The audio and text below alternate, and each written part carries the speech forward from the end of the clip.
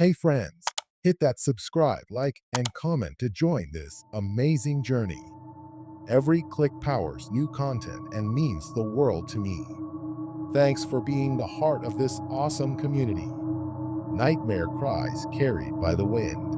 Merciless prophecies hidden in the Harpy's howl. The sky above the rugged coastline was bruised with purple clouds, and the wind that swept over the cliffs carried a sharp, briny bite. On the highest point overlooking the ocean stood a small fortress of stone, weather-beaten and ancient, its battlements chipped by centuries of storms. Within these worn walls lived the people of Aralynth, a settlement of fisherfolk, farmers, and merchants who traded salted fish and rare shells with inland cities. By day, they led simple but contented lives, hauling in their nets or tending gardens. By night, however, the inhabitants of Aralynth cowered behind barred doors, for the wind often carried far more than salt and the tang of sea spray. A haunting cry echoed in the distance, sometimes near, sometimes faint like a lament from worlds beyond. Children were warned never to look out their windows after sunset. Many nights they woke to nightmares, the echo of that cry, shrill and piercing, creeping into their dreams. Those who had heard the stories whispered that a harpy, an ancient creature of myth, half woman, half bird, haunted the nearby cliffs. Some argued that it might be more than one creature, but the single solitary voice in the darkness suggested otherwise. Most dismissed it all as superstition, attributing the unnerving screams to large seabirds or to the wind scraping across rock formations.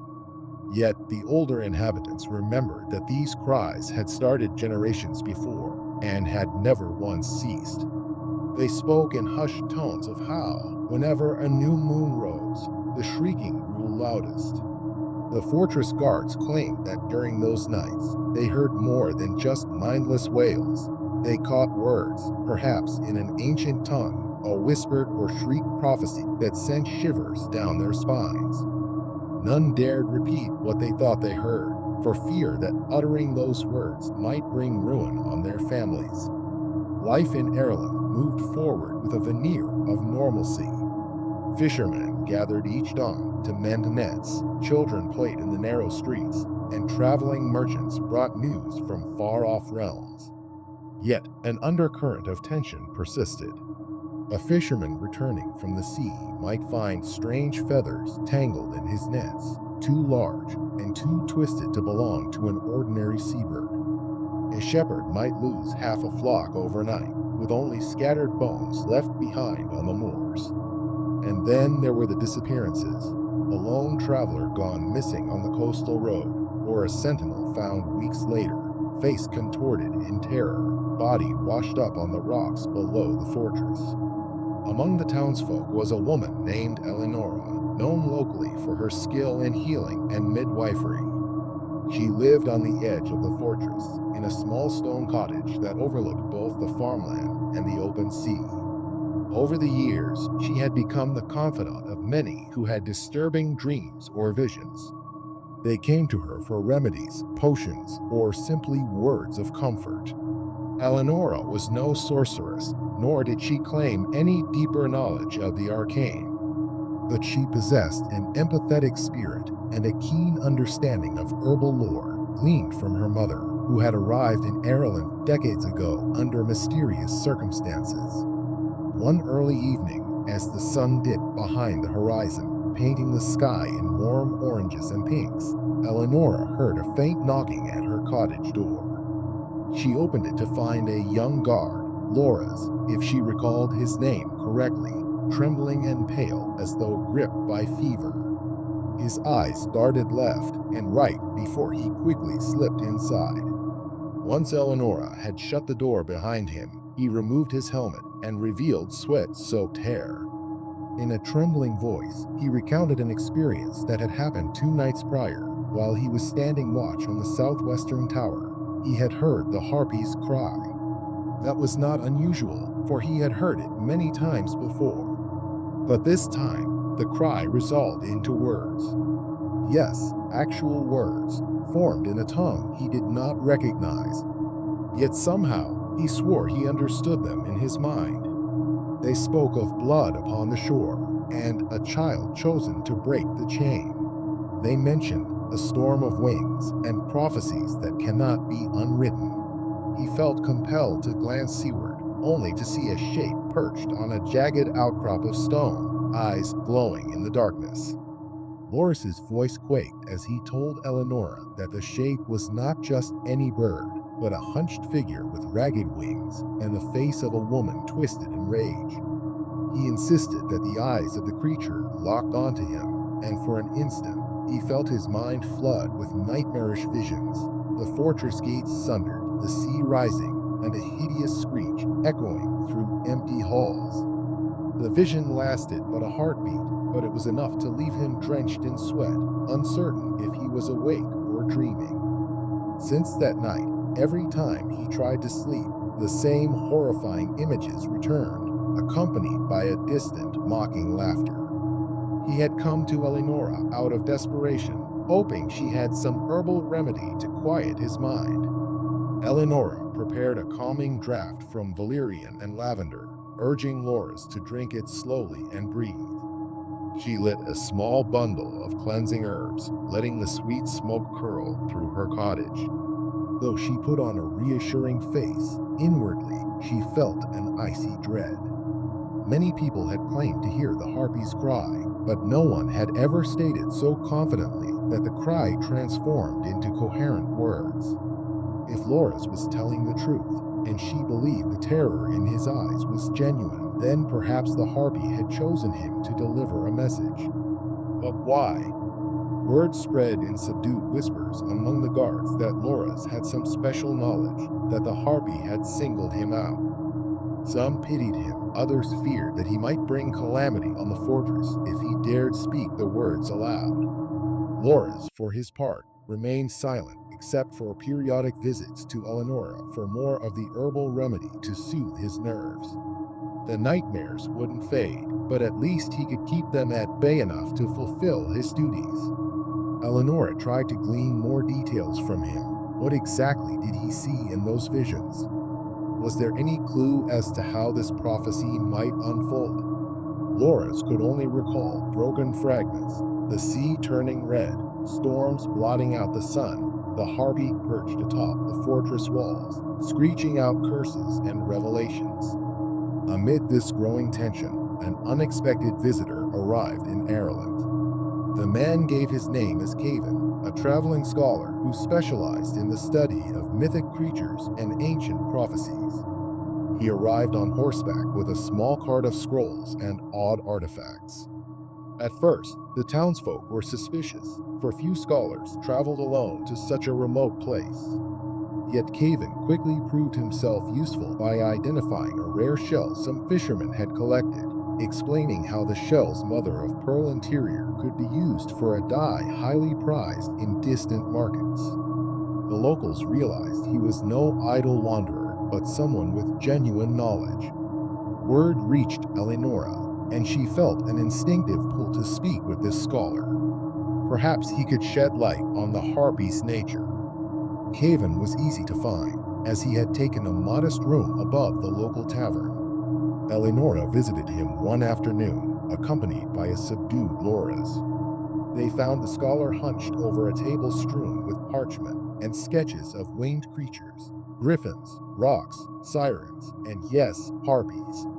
The moment they mentioned the nightly cries and the fortress's troubled history, Caven's eyes glimmered with interest. He explained that in various corners of the world, harpies were sometimes depicted as mere monsters that stole livestock or harassed travelers, but in older, more cryptic legends, they held a deeper, more ominous role. They were said to be cursed oracles, winged heralds of misfortune. Their cries were rumored to hold cryptic tidings of disasters yet to come. Caven rummaged through his scrolls until he found a crumbling piece of parchment filled with a script so faded that it was nearly illegible. He revealed that it was an excerpt from the Chronicles of Amrathios, an ancient text describing monstrous beings that could foresee pivotal events in human kingdoms. The text recounted how these harbingers would wail prophecies on nights when moonlight was absent, their voices riding the wind, planting nightmares in those who were fated to play a role in the coming upheavals.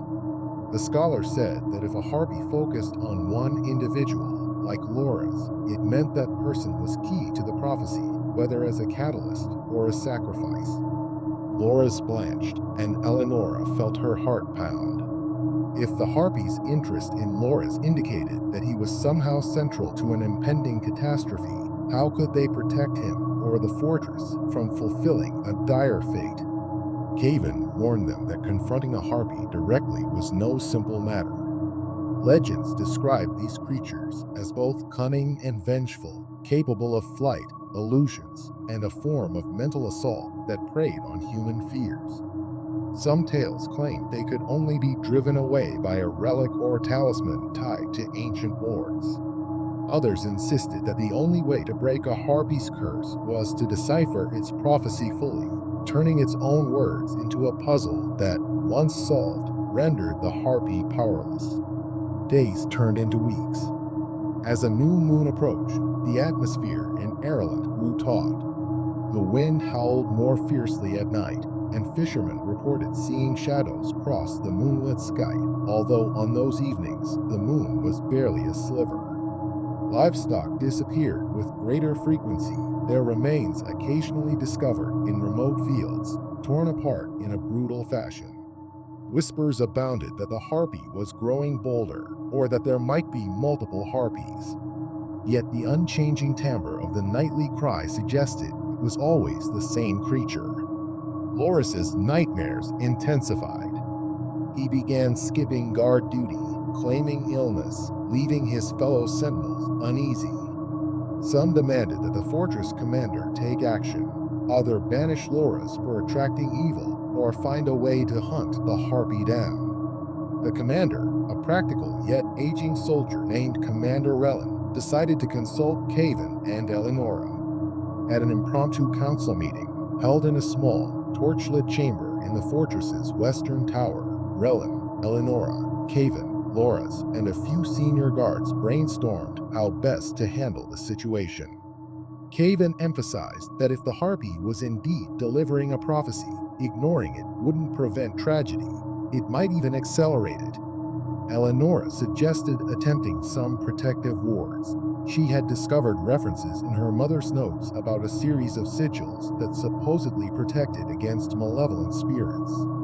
Though her mother never mentioned harpies specifically, these sigils had been used in times of calamity to ward off dark energies. Perhaps, Eleonora reasoned, they would weaken the harpies' hold on the minds of the fortress's inhabitants, buying time to understand the prophecy. And so, the days leading up to the new moon were spent in feverish preparation. Eleonora, with some help from Caven, inscribed the wards on wooden plaques, hanging them at key points around the fortress: the gates, the towers, the corners of the curtain wall. They burned incense and used chalk mixed with special herbs to mark doorframes. Skeptical guards grumbled about superstition, but they complied out of desperation to keep the harpy at bay. Meanwhile, Loras wrestled with his nightmares, which now seemed to intensify whenever he drifted off. The moment he closed his eyes, he saw the harpy's face looming before him, sunken eyes radiating an unholy glow, beak-like mouth parted in a silent shriek. He saw the fortress submerged by surging waves, the land scorched by lightning from a black sky, and through it all, the harpy soared overhead, crying out riddles of doom. He began scrawling phrases on scraps of parchment whenever he woke, disjointed words that he half remembered from the dream. Phrases like the unbroken chain, a blade that sings, the tide of wings, and a single vow undone. He had no idea how to piece them together. Caven pored over these scraps, comparing them with his old texts. He recognized certain patterns reminiscent of cryptic prophecies he had encountered in other myths, references to an object or person who could alter fate, references to cataclysmic natural events. One line in particular, repeated over and over: caught his attention. Nightmare cries carried by the wind, merciless truths hidden in the Harpy's howl. That phrase, or something akin to it, appeared in multiple sources, describing Harpies as harbingers of great turning points in history. Such a turning point could be good or evil, depending on how mortals responded to the warning.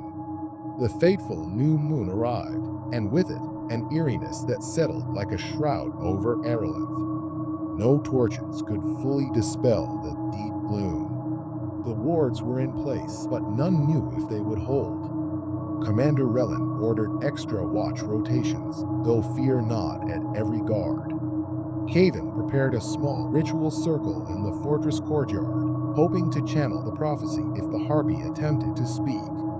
Ellinora stood by with various herbal concoctions that might calm or strengthen the mind, while Loris hovered nervously, sweating despite the chill in the air. Midnight came. A hush gripped the fortress as the final lights in the windows went out, leaving only the flicker of watchfires on the walls.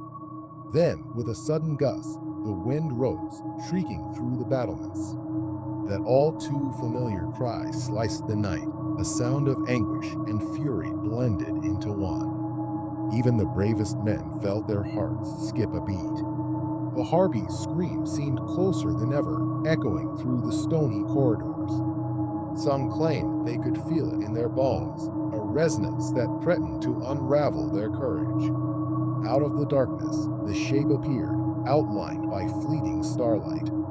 The Harpy swooped over the courtyard, its tattered wings flapping with unnatural silence. The wards Ellinora had placed seemed to shimmer faintly, as though resisting the creature's presence. The Harpy circled once, then landed atop a tall statue in the courtyard, a statue that commemorated a long-deceased hero who had once protected Aralynth from raiders. There, the Harpy perched, glaring down at the cluster of watchers below, eyes gleaming with malevolence. Caven gestured for everyone to stay back, except Loris, who found himself compelled to step forward. Fear coursed through his veins, but also a strange sense of inevitability. He glanced at Ellinora, who nodded encouragement, though her face was taut with worry. The Harpy let out a slow hiss, parting its cracked lips. The stench of decay wafted across the courtyard. Then, in a voice that was both a screech and a whisper, it spoke words none recognized. Yet, as before, each listener felt they understood them in some primal corner of the mind. The Harpy's words described a chain locked by blood, the mother's vow undone by the chosen blade, and a tie that shall wash away the fortress of Aralynth. Every syllable seemed to pulse with dark power, making the watchers tremble. Loris felt as though his brain were being carved open, each word etching itself into his soul. He could hardly breathe. But behind him, Caven lifted a small amulet, one rumored to shield mortal ears from arcane corruption. The amulet glowed softly, and the mental assault lessened. Loris managed to stay conscious. Ellinora, guided by intuition, stepped forward next to Loris, brandishing a wooden plaque inscribed with protective runes. She recited a simple prayer, part invocation, part plea, for clarity and deliverance. The Harpy shrieked in response, its eyes flickering with hatred. For a moment, the wards around the fortress seemed to intensify, glowing faintly. The Harpy staggered, as though pained, but continued its cryptic proclamation. The words, though ancient, took shape in the minds of those present, a prophecy stating that unless a certain rite was performed, calamity would fall upon the fortress. Fragmented images bombarded Loris. A bloody blade, a woman's face he didn't recognize, the sea rising, monstrous shapes emerging from the waves, and the Harpy screeching from the ramparts. He heard references to the chain of mother's sorrow, the vow of guardianship, and the price of innocence. Then, with a final scream that rattled stone, the Harpy beat its wings and ascended into the sky, disappearing into the night. In its wake, the watchers slumped to the ground, some fainting, others choking back sobs of relief or terror. That night, few slept. Eleonora stayed with Loras, who was in the throes of a feverish state, murmuring half-coherent words about someone named Serenia and a blade called Moon Sorrow. Caven, scribbling notes by the flicker of a lantern, tried to piece together these references. Commander Relin, stoically keeping watch, wondered if the fortress would stand if the prophecy indeed pointed to an unstoppable force. Dawn arrived with a pale, colorless sky, and the inhabitants of Aralynth looked upon one another with exhausted, haunted expressions. By midday, Loras was able to speak more cohesively. He remembered glimpses of a story in his mind. Centuries ago, a mother of royal lineage had come to these shores, forging a vow to protect her offspring from an ancient curse. She sealed this vow with blood, binding her descendants to the fortress. The chain of that vow was never to be broken, or so the legend said. But something had undone it, perhaps an act of betrayal or negligence by one of her heirs, and now the protective bond around Aralynth was failing. If the chain was not restored, the land would face a dual onslaught. The Harpies unleashed wrath and an invasion from the sea. The only way to mend this rift, the vision suggested, was to find a blade named Moon Sorrow, use it to perform a certain ritual, and reseal the vow with a direct descendant of the mother's bloodline. The immediate problem: who was this mother, and who among the current inhabitants could claim lineage? Caven flipped through his records, searching for references to a lost royal line or an exiled noble. Commander Relin admitted that the fortress had changed hands many times over the centuries. Families came and went. No one in Aralynth spoke of ancient nobility. Meanwhile, Eleonora felt a cold realization creeping over her. Her own mother had arrived mysteriously in Aralynth decades ago, rarely speaking of her origins. She possessed an unusual knowledge of wards and lore. Could it be that Eleonora herself carried that bloodline?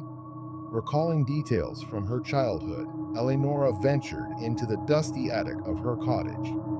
There, amidst cobwebs and old crates, she rummaged through her mother's trunk of keepsakes. She discovered a sealed letter, long unopened, addressed to her mother in a flowing script. Inside, the letter spoke of a lineage cursed to wander until it found a place where the storm meets the sea. It referenced a vow made by Lady Serenia of the Crescent Throne to protect future generations. The letter concluded with a cryptic remark: "The chain is yours to mend or break, and the Moon Sorrow blade shall guide you if you have the courage to claim it." Heart-pounding, Eleonora showed the letter to Caven and Loras. The references matched the fragments of prophecy. Serenia, presumably, was an ancestor of Eleonora's mother.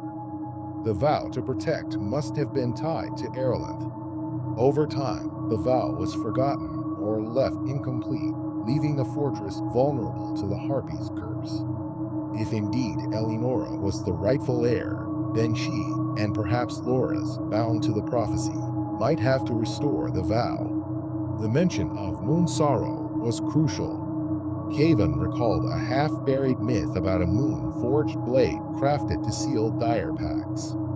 He suspected it might rest in the catacombs beneath the fortress, or in a hidden crypt near the cliffs, if it existed at all. Time was running short. Dark clouds gathered on the horizon, and each night the wind seemed to moan with deeper malice.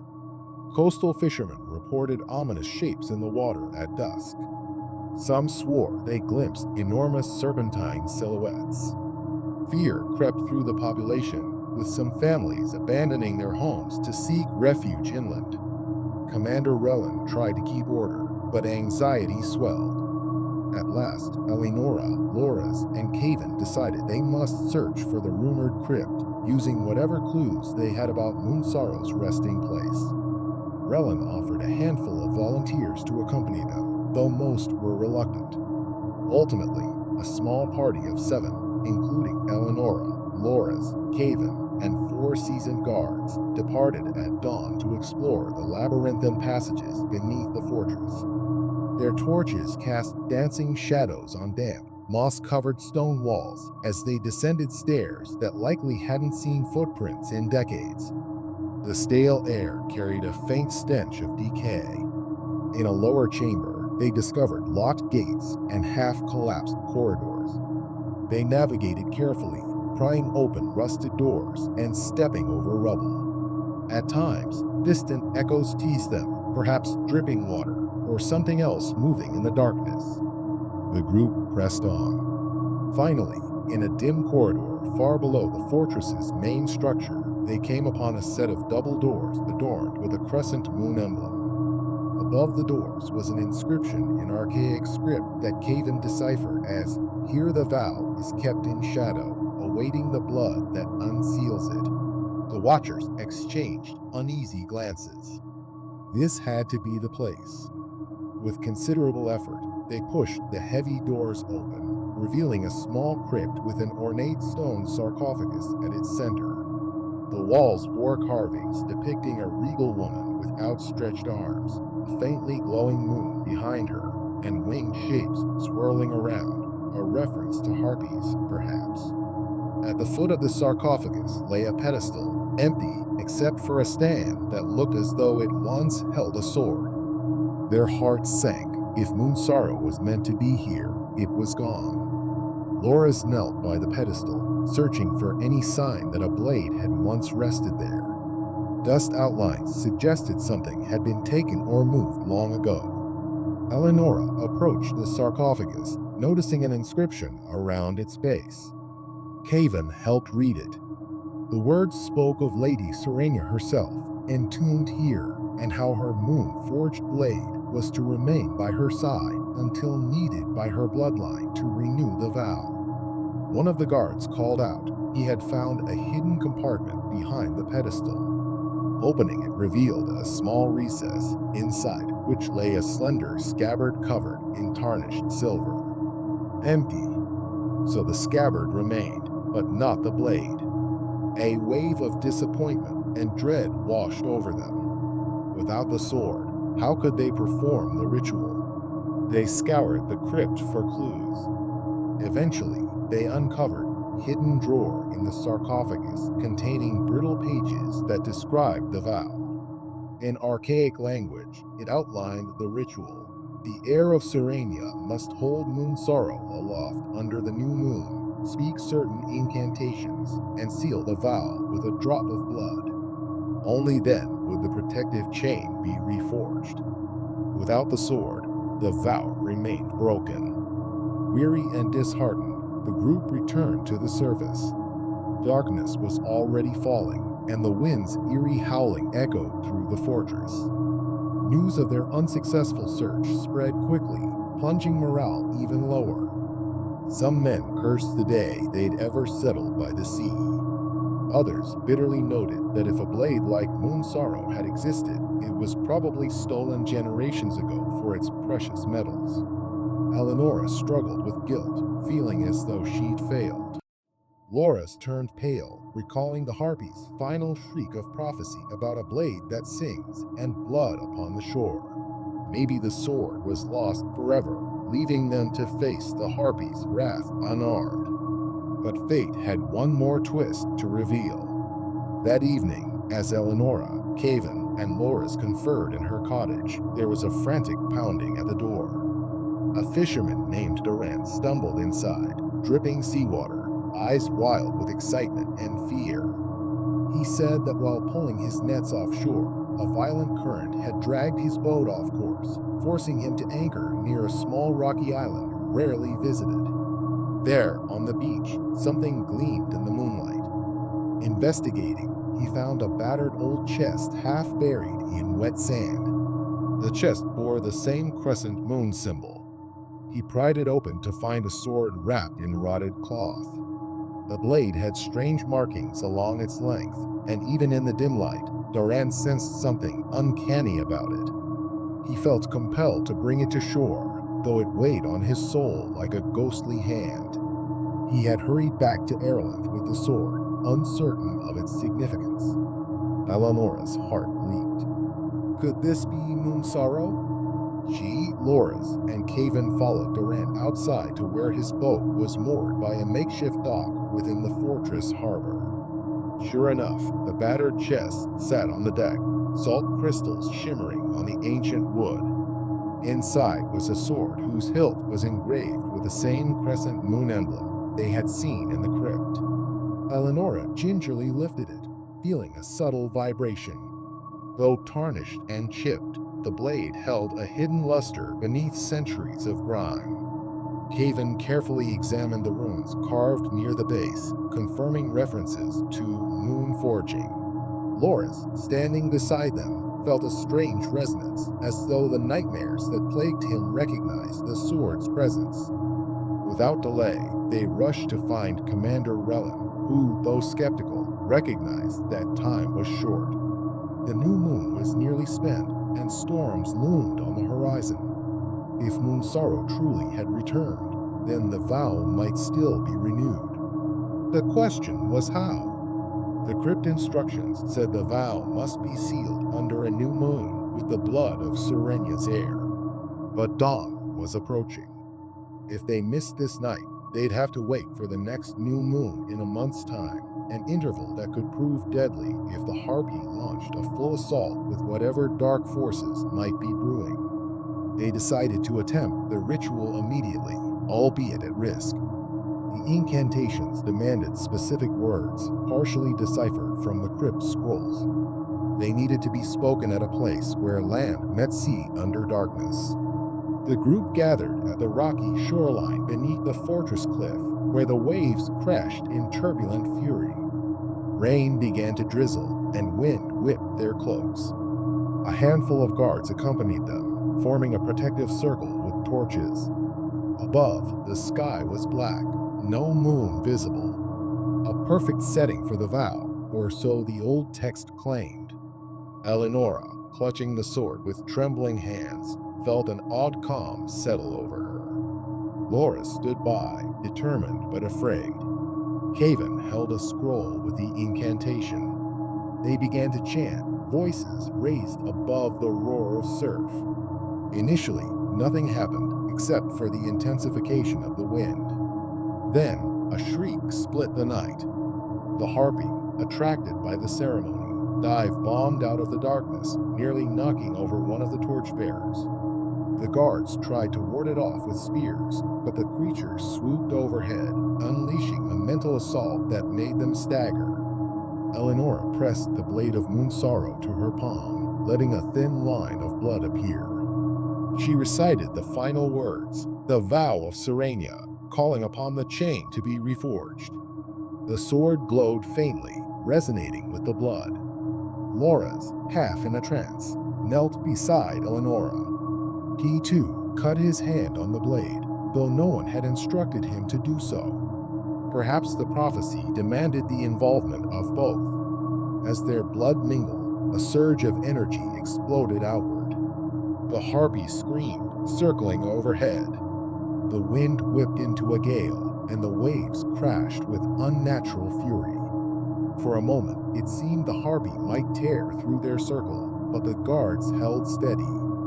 Caven shouted the last lines of the incantation, and the sword flared with brilliant light.